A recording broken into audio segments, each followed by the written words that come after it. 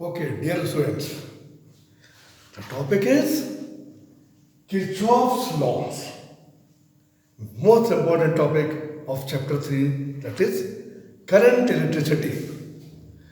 Dear students, as you know about the Ohm's law, by Ohm's law we can measure the value of voltage, current and resistance in a very simple circuit by using the formula V is equal to I into R.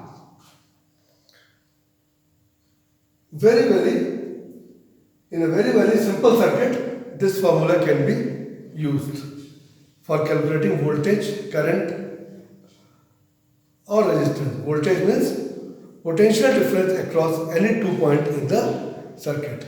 But if a circuit is somewhat complicated, in a circuit there are many resistors, many cells, then how we calculate voltage, current in that circuit?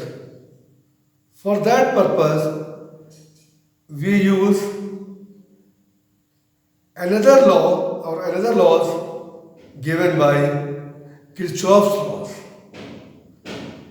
Kirchhoff has given two laws in connection with that in order to calculate current and potential differences in a circuit.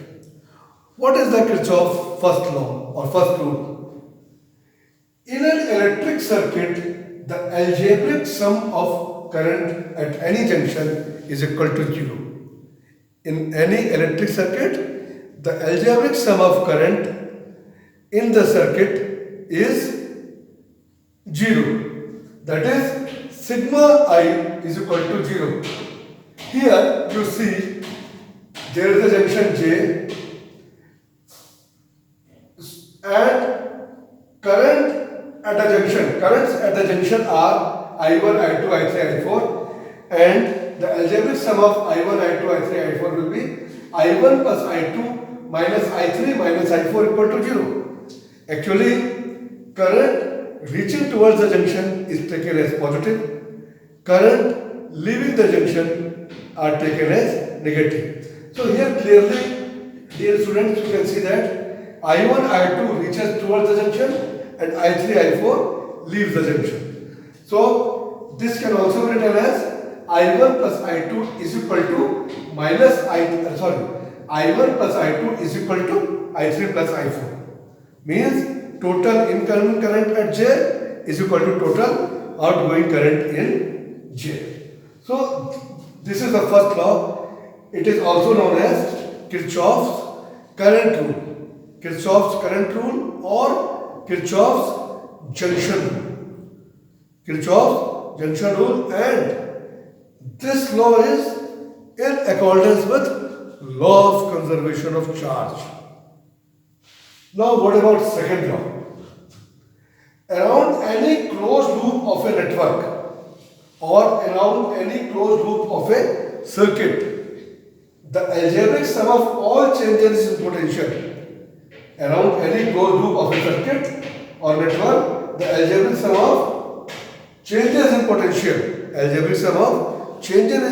potential will be equal to 0. That is sigma delta V. Delta V is the changes across any closed circuit or closed loop equal to 0. In other words, we can say that around any closed loop, the sum of EMF is equal to sum of product of current and resistances in it. Around any closed loop, the sum of all EMF is equal to the sum of products of current and resistances in it. And now here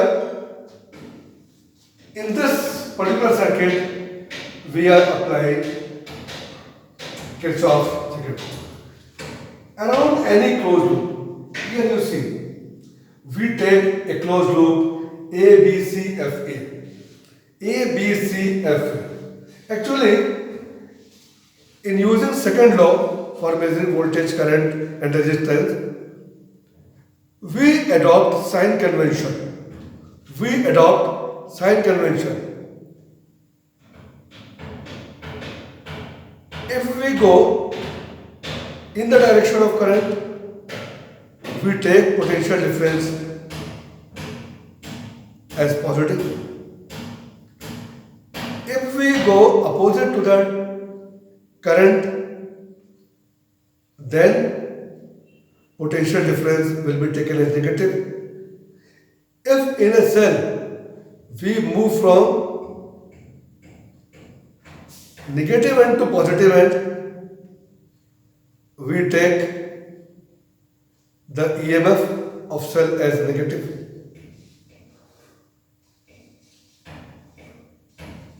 Or vice versa. Actually, students, in using second law, most of the student gets confused. So, in order to remove the confusion, you simply take that all potential drops are taken as positive and all potential rise are taken as negative. You are free to choose any sign convention.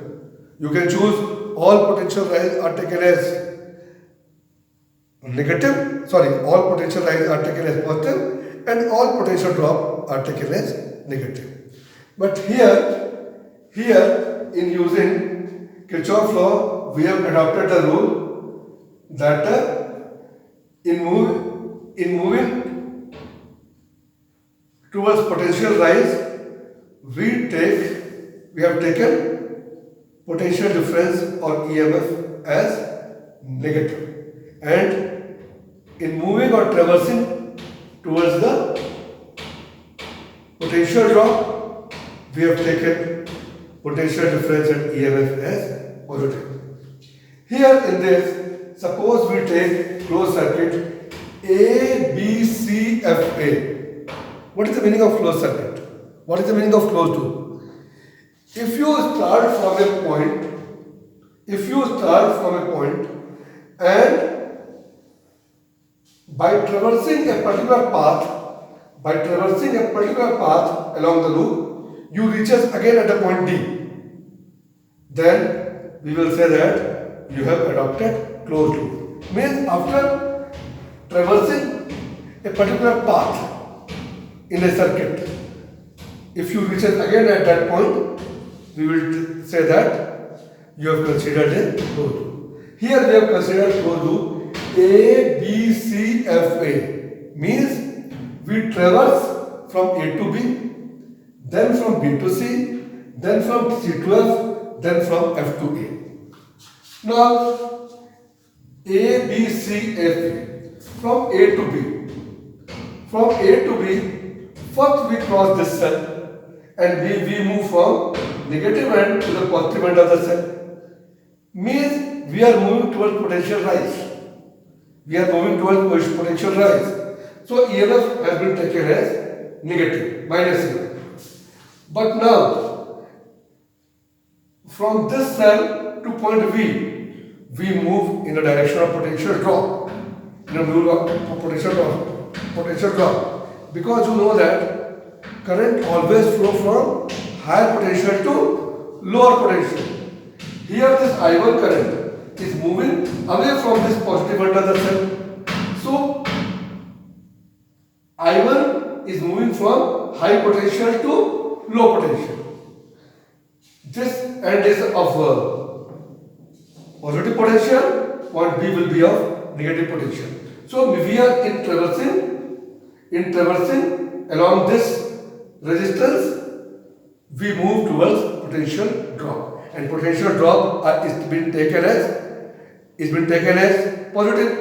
So potential drop across R1, that will be I1 R1, and I1 R1 is being considered as positive. So please, dear students, try to understand why EMF of this cell has been considered minus E1, because we move from negative end to positive end, means towards potential rise in this cell.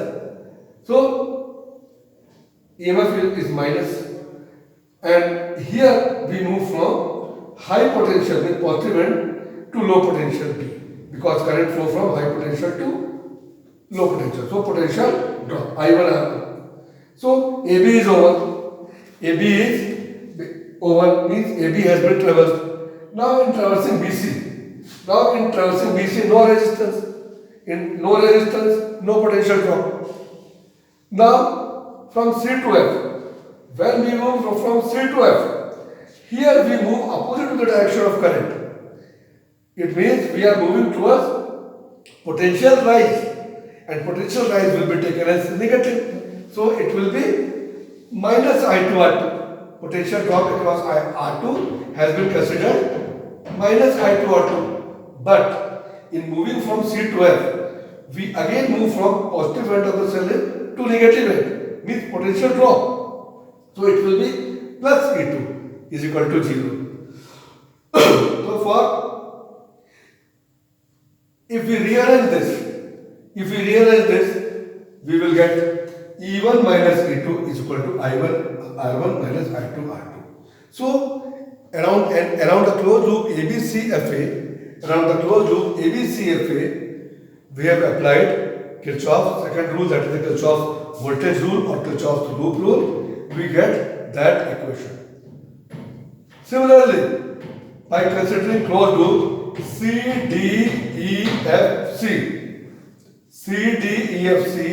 we get an equation like that. E2 is equal to I2 R2 plus I1 plus I2 into R3. If we know the values of E1, E2, R1, R2, R3, then we can calculate the value of I1, I2, R3, and by knowing the value of I3 is not there. By knowing the value of I1 and I2, we can measure potential difference across R1 and also potential difference across R2. So this is a Kirchhoff law, and how Kirchhoff law is used in any electrical network to calculate voltage and current. In my next lecture, we will take some more problems related to Kirchhoff law. Actually, dear students, the sign convention in writing this equation or this equation will be clear to all of you only when you will try to solve many more such problems. Otherwise, it is very possible that there will be mistake in writing the proper equations. So here it is very necessary to write proper equation to calculate the value of voltage, current and resistances if any. So I hope, dear students, there will be no confusion to all of you, and if any feedback, all of you are most welcome and response. In the next, I will take some more problems regarding Kirchhoff's law. Thank you for watching this video.